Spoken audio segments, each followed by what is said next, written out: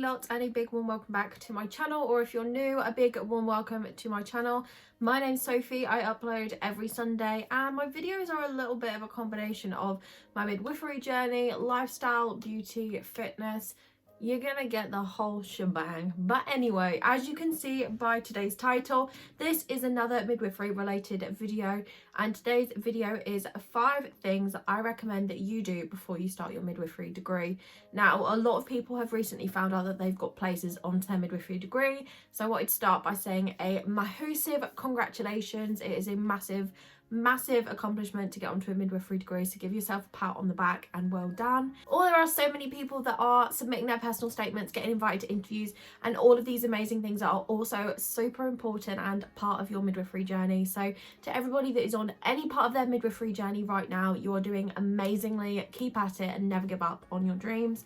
But today's video is mainly for if you know that you have a midwifery place, or I mean anyone can kind of take on these tips, but these are 5 things that I would recommend that you get done before you start your midwifery degree. Now, if you have seen my previous video where I talked about how I got into midwifery, I've kind of explained a little bit of a backstory of my wait to find out that I got onto the degree, and then I had about a year of waiting until I actually started my degree. So I had plenty of time to get all these things done so that I could be the most prepared I could be when I started. However, I will mention that the global pandemic happened.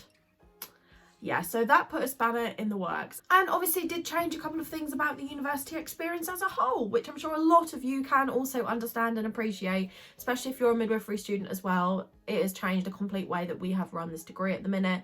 So that definitely did affect how I could plan for my degree. But regardless, I still felt as prepared as I could be. So number 1 is to sort out your student finance. So very luckily now we do get the £5,000 a year bursary. This is paid in 3 instalments, and it is a minimum of £5,000. There are extra things that you can get extra money from.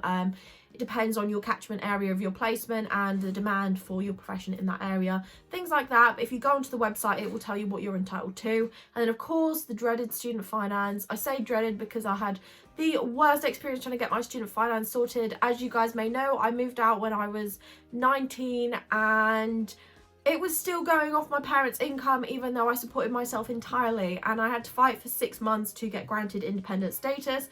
Otherwise, they were offering me £4,000 a year to live on, and with bills and things, it just wasn't going to happen. So luckily, I got that sorted. But the reason why I say to do that as soon as you can when you find out you have a place is if you have any complications like I did, it can take a while to iron them out. It took me about 6 months to get all the evidence that they needed, and also the wait times are a lot longer at the minute. So, you know, it's best just to get it done. So that's one less thing that you have to stress about. And yes, you do have to reapply each year, but it is not as big of a faff as it is the first time around. Okay, so number 2 for me is to have a designated study space. So I'm very lucky to have my lovely little study.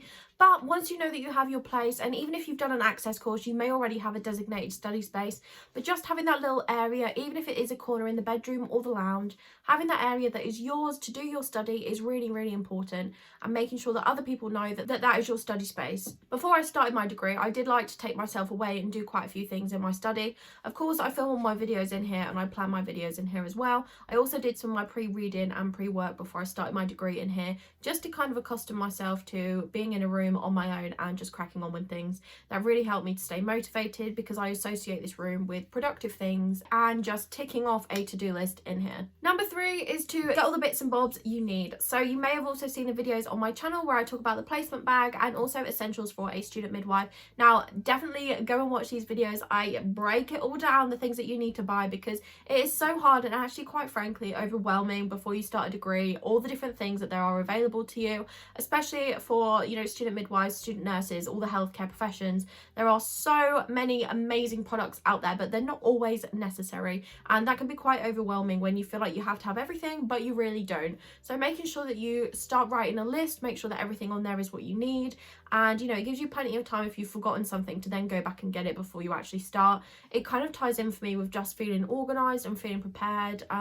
it just helps reduce my anxieties and my stress before starting something new. So check out those videos. I will link them at the end of this video. They break down all your essentials that you need to get. Okay, so number 4 is to get to know your cohort. Now, it is a lot harder at the minute because of COVID, but as soon as we got a place, we created a WhatsApp group and also a Facebook group, and you are all in the same boat, you're all in it together, and it is so nice to have that supportive group.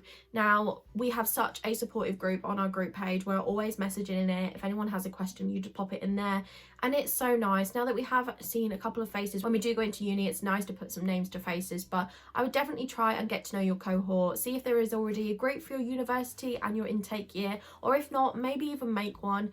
As the COVID rules are easing up, maybe try and meet up with a couple of people that will be in your placement area or just be in your university in general, because it's nice to have some familiar friends when you start.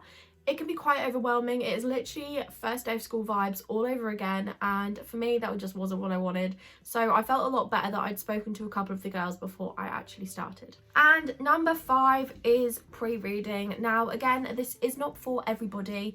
I did do a little bit of pre-reading before I started my degree. Now I mainly just looked into the basics of a couple of anatomy bits. I looked at the female pelvis, I looked at the fetal skull, I looked at the menstrual cycle, I looked at a couple of things like that, and just some basic anatomy and physiology. I did not go in depth, and I also looked a little bit at the physiology of childbirth, just to kind of give me a little bit of an understanding. I also kind of rejigged my knowledge of maths and some English techniques, just so that when I start it wasn't a lot of information, because when you do start your degree it is quite intense in those first few weeks. I had many a breakdown because it was just a massive step up from anything I had done, but doing that little bit of pre-reading before did really help me, and it just made me feel a little bit more comfortable. At the time you may feel like nothing's going in, but trust me, if you really are concentrating, you're in that study space, when you start to learn the things in lectures, they will pop back into your mind, and it just sometimes makes it easier to grasp a concept because you have actually looked at it previously. So today's video was only a short one, but it was just some quick fire 5 things that you should do before you start your degree, because I know so many of you are at that stage at the minute, which is so exciting to me. I'm so excited for each and every one of you on any stage of your midwifery journey. It is amazing. Keep doing what you're doing. I'm going to be filming another week in the life from tomorrow because you guys love those. I'm back to theory and I'm back on a new module, so that should be exciting for you guys to see what I get up to next week. So that video will be live next Sunday at 7 p.m. But in the meantime, thank you so much for watching this video. I really appreciate it. I am so close to hitting a massive milestone on my YouTube, and honestly, it warms my heart, the amount of you that have supported me through my journey. If you do want to support my channel, please make sure that you do subscribe by clicking on that subscribe button. And if you are watching my videos, please don't forget to like and also share with your friends or anybody else that you think might like my videos. I would love to share this channel out into the big wide world. And last but not least, leave me a comment below. Let me know if you have any video ideas. Let me know where you are in your midwifery journey or just how you are. I love to hear from you guys. But thank you once again for watching today's video. I hope you have a lovely evening, morning, afternoon, whenever you're watching this, and I will see you all in next week's video. Bye guys.